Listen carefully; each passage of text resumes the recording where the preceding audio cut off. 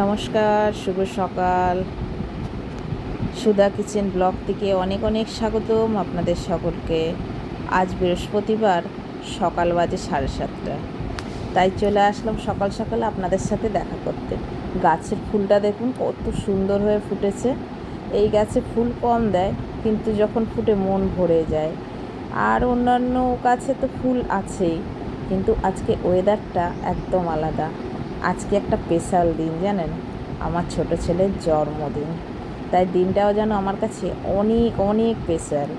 তাই আজকে ভাবছি যে একটু ওর মনের মতন রান্নাবান্না করব, ও যেগুলো পছন্দ করে আর কি।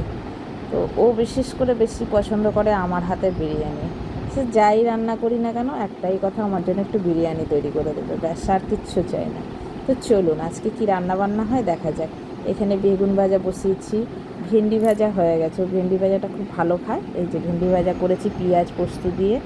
পায়েস বসিয়েছি, এই যে পায়েস করছি। তো পায়েস তো জন্মদিনের মেন উদ্দেশ্য, পায়েসটা তো করতেই হবে, যার জন্য পায়েসটা করছি। আর এই যে দেখুন, জিম থেকে চলে এসছে, এসেই পায়েস নিয়ে বসছে, তারপরে আমাকে পায়েস দাও। জিমে গেছিলো, জিম থেকে চলে এসছে, আর আমি এদিকে বড় হাঁড়িতে করে বিরিয়ানি বসিয়েছি। হাঁড়িটা কত বড়! তো এইটাই করে আমি বিরিয়ানি বসেছি। আসলে হাঁড়িটা আমার বাড়ির জন্য নয়, এটা আমার দোকানের জন্য। মানে আমি বিরিয়ানি ব্যবসা করি যখন তখন, আমাদের এখানে পুজো পার্বণে। তো যার জন্যেই এই বিরিয়ানি মানে হাঁড়িটা। তো এখানে আমি চিকেনটা বসিয়ে দিয়েছি কষাতে। আর দেখুন, এই যে গেঞ্জিটা আমার বোন দিয়েছিল, সেটাকে পরিয়েছি, আর সব কিছু করে সাজিয়ে গুছিয়ে ওর সামনে দিয়েছি।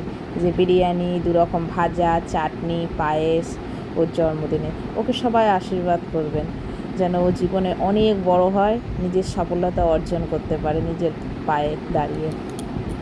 স্বপ্ন তো সবারই থাকে, স্বপ্ন স্বপ্ন হয়ে রয়ে যায়, ও যেন ওর স্বপ্ন পূরণ করতে পারে।